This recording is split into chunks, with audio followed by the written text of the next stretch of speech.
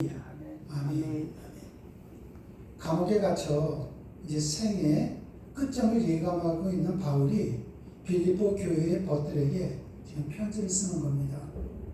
편지를 쓰기 위해서 펜을 들었을 때 이 짧은 편지에 무엇을 담을까 아마 사도 바울이 망설이지 않았을까요? 기억 속에 그 자기 머리에 간직하고 있는 그 교우들, 성도들 얼굴을 한 명 한 명 떠올리면서 단어를 하나하나 선별해 보기도 했을 것입니다. 어쩌면 먹먹한 가슴을 속에 채우고 있는 문장들을 다듬고 또 다듬었을 것입니다. 바울은요, 자기가 개척한 이 교회 성도들에게 무슨 말을 하고 싶었을까요?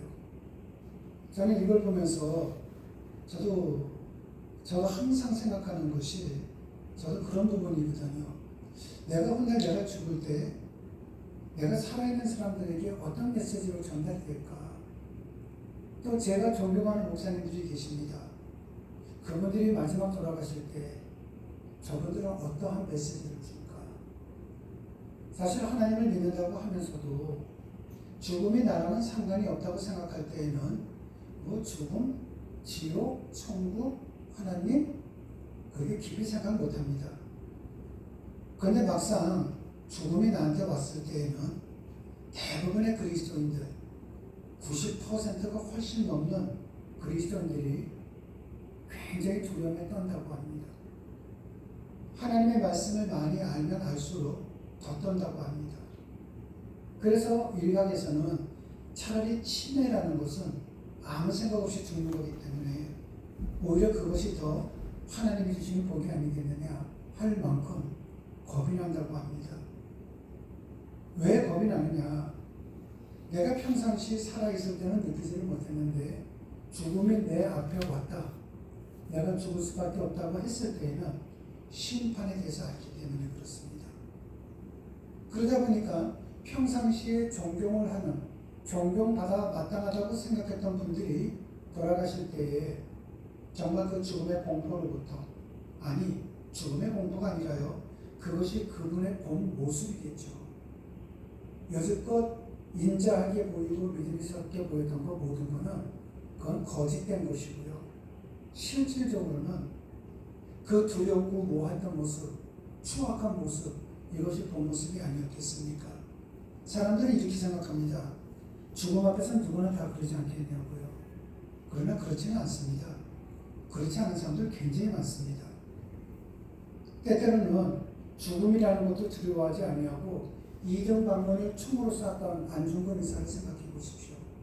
죽음이 무서웠다면 그럴 수 있겠습니까? 그 동기는 애국심이죠. 세상에서 제일 멋진 깡패라고 소문이 났던 파라나라는 사람은 자기가 죽기 전에 그 내려오는 밧줄을 잡으면서 이거 나 죽일 수 있겠어? 하나의 계기심이죠. 내가 죽음 앞에서 애국심이든 그 어떤 것이든지 간에 나에게 동기될 만한 것이 가치가 있다면 사람들은 죽음을 두렵게 생각하지 않습니다. 그러니까 그리스도인들에게 죽음 앞에 죽음을 두려워하지 않는 동기가 뭐겠습니까? 믿음이라는 거죠.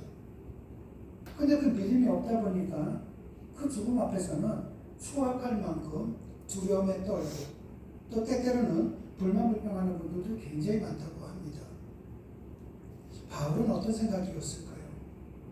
훗날 나는 성도님들에게 어떤 메시지를 남기고 갈까? 여러분은 어떻습니까? 여러분들은 어떤 마음으로 떠나시겠습니까? 사도 바울은 가슴을 채우고 있는 꼭 하고 싶은 말이 있었습니다. 그 말이 무엇이냐면은 오늘 말씀 5절입니다. 너희 안에 이 마음을 품으라. 곧 그리스도의 예수의 마음이니. 초대교회 쉽지 않은 삶을 살았습니다. 성도들은요. 예수를 믿는다고 하면은 우리가 성경만 봐서 그렇지 성경은 한 부분이죠. 초대교회 사람들은 유대교를 믿는 사람들에게 얼마나 핍박을 받았는지 모릅니다. 네로 황제가 있을 때에는 가족 모두다가 예수님을 믿는다는 이유를 가지고 불에 타 죽기도 하고 맹수의 밥이 되기도 했습니다. 실감이 잘 안 오잖아요. 내 남편이, 내 아이가 지금 불에 타 죽고 있습니다. 내 눈앞에서.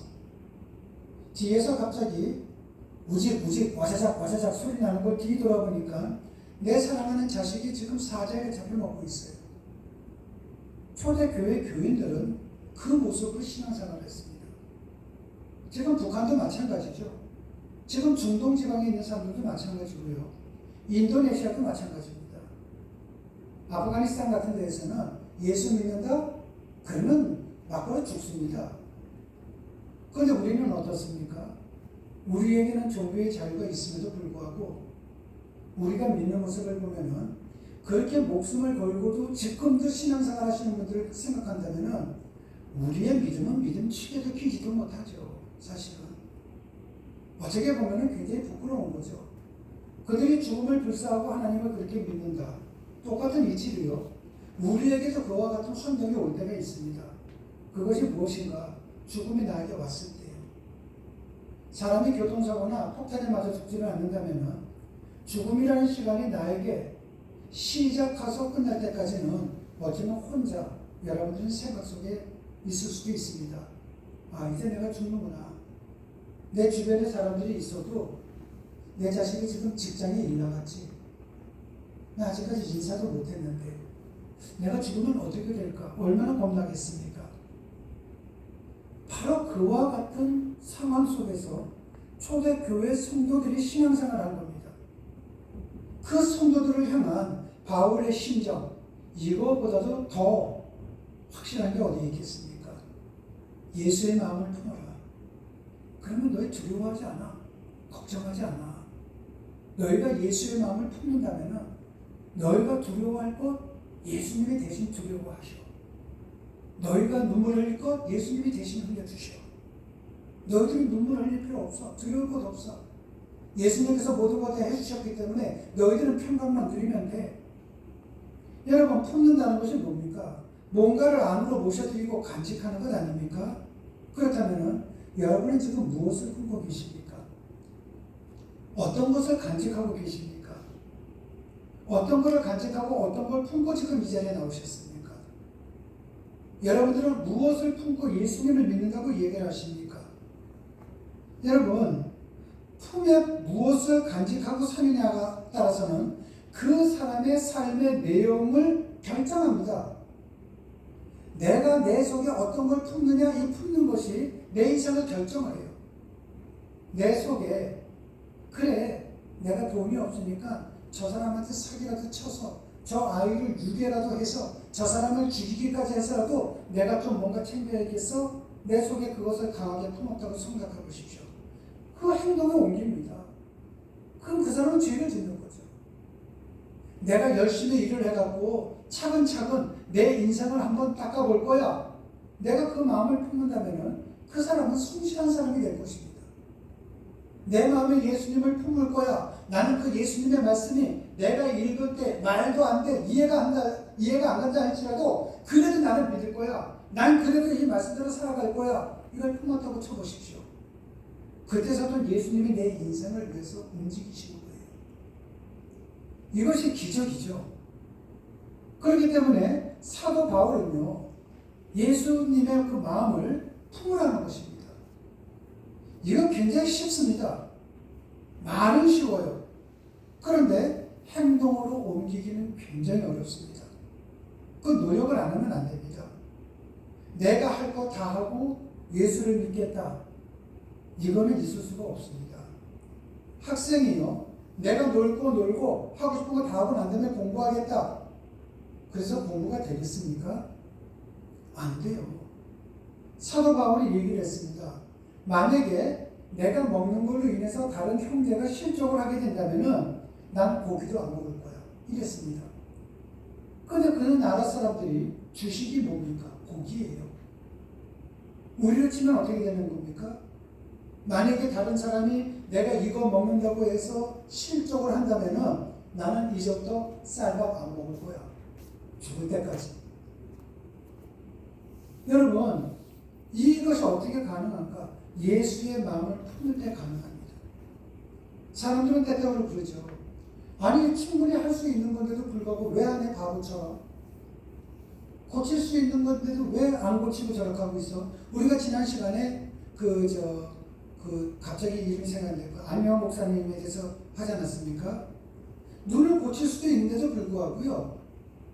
눈을 안 고칩니다. 내가 뻔히 볼 수 있는데 왜 안 고치는가?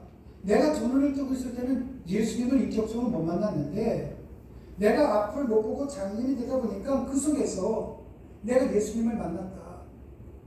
내가 예수님을 만나서 지금 행복한데 왜 내가 눈을 뜨느냐? 이렇게 얘기했을 때 믿음이 없는 사람들은 어떻게 생각한다 그랬죠? 아니 눈 뜨고 지가 그렇게 하면 될 거 아니야? 왜 저 바보야? 여러분 그분이 우리보다 몰라서 그럴까요? 내가 혼자 똑똑하니까 그런 생각을 할까요? 아니요. 내가 생각할 때는 인간적인 방법으로는요 올바른 거예요. 그런데 하나님이 보실 때는 어때요? 바보예요. 여리고 성에 정탐꾼을 보냈습니다. 그 사람들은 본 거 그대로 얘기했습니다. 그 사람들은 똑똑한 사람들이거든요. 가보니까 거기에는 우리보다 등치가 크고 우리는 그 사람들의 밥입니다. 우리 거기 들어가면 우리가 져요. 인간적인 생각으로는 정확하게 본 겁니다. 근데 뭐를 못 봤습니까? 신앙은 인간적인 관점에서 보는 것이 아니라 하나님의 관점에서 보는 거예요. 하나님의 관점에서 볼 때 그래 이스라엘 백성들 너희들 돈도 없고 무기도 없고 힘도 없어. 가면은 백전백패야. 그런데 내가 너희와 함께 하면은 백전백승이야. 이걸 가르쳐주는 거거든요. 믿음은. 여러분들이 생각할 때 아이고 그 눈 뜰 수 있는데도 왜 안 뜨지? 고칠 수 있는데도 이 바보가 여러분 그렇게 생각한다는 사람들이 있으면요 그 사람이 할 수 있는 게 뭐가 있을까요? 본인 인생 하나 제대로 못 삽니다. 본인 인생 하나 제대로 컨트롤 못 해요. 여기서 필요한 것이 뭡니까? 내가 아무것도 할 수 없다 할지라도 하나님이 나와 함께 하시면은 그 목사님은요 눈을 감고 있었지만 하나님과 함께 했기 때문에 볼 줄을 알았어요. 그런데 많은 그리스도인들이 두 눈을 갖고서 모든 것을 보긴 보는데 뭐를 봅니까? 세상은 보는데 하나님은 못 봐요. 하나님을 보지 못하는 맹인이 하는 이야기가 아니 그렇게 할 때 이렇게 하는 게 낫지 왜 그것도 못할까 이렇게 생각을 하는 거예요. 아간이라는 사람이 하나님이 야 너 전쟁 나면은 이렇게 해야 돼. 또 사울왕에게 뭐라고 했냐면요 너 전쟁 나가서 이기면은 여기 있는 전리품도 다 태워야 돼 하니까 사울왕이 어떻게 했냐면요 하나님이 이거 다 태워서 없애야 했더니만 이거 아깝게 왜 태워? 여기 살찐 송아지라든지 염소 같은 거는 그냥 태워버리면 너무 아깝잖아. 좀 하나님 앞에 이걸로 제사도 좀 드리고 먹지 못하는 사람들 좀 이것 좀 갖다 주면은 오히려 더 좋지. 현명하죠. 그런데 하나님의 명령을 안 들었을 때 어떻게 했습니까? 너 왕의 자리에서 내려와. 너는 끝난 거야. 네 인생. 끝납니다. 여러분 신앙은요. 내가 똑똑하다고 생각하는 것이 아니에요. 내가 미련스럽다 할지라도 하나님의 말씀이 그렇다면 그대로 따르는 거고요. 하나님께서 나와 함께 하신다는 게 느껴지면 다른 것들은 버릴 줄도 알아야 되고요. 하나님이 나와 함께 하신다면 어떠한 어려운 역경 속에서도 걷는 거예요. 이제 말씀을 정리하도록 한번 해보겠습니다. 여러분의 머릿속에 여러분의 생각 속에 있는 하나님을 믿으시면 절대로 안 돼요. 그거는 성경이 미련한 사람이라고 얘기합니다. 여러분들이 믿어야 할 하나님은요. 성경 속에 있는 하나님이에요. 그러기 위해서는 내가 생각할 때 저런데 저 사람은 왜 저러지 이러지 여러분 판단해서는 안 됩니다. 하나님이 여러분의 인생을 책임져 주시고 여러분의 자녀들을 책임져 주시고 여러분의 손자, 손녀들, 후손들을 책임져 주기를 원한다면 우리는 우리의 생각을 내려놓고 말 같지도 않든 불가능한 것 같다 할지라도 그 하나님의 마음을 하나님의 말씀을 우리의 마음속에 간직하고 그대로 살아가는 겁니다. 그때 여러분은 기적의 주인공들이 되실 것입니다. 기도하시겠습니다. 하나님 아버지 우리 가슴속 깊이 주님이 계시기를 원합니다. 우리 마음이 곧 그리스도 예수의 마음이기를 원합니다. 오늘도 우리 가슴속에 모셔진 주님으로 말미암아 나의 모든 잘못된 것을 비워내는 나날이 되기를 원하고 주님과 함께 이웃들과 더불어 하나님 나라를 일구어가는 나날들이 되기를 소망합니다. 주님 고맙습니다. 예수님 이름으로 기도드렸습니다. 아멘.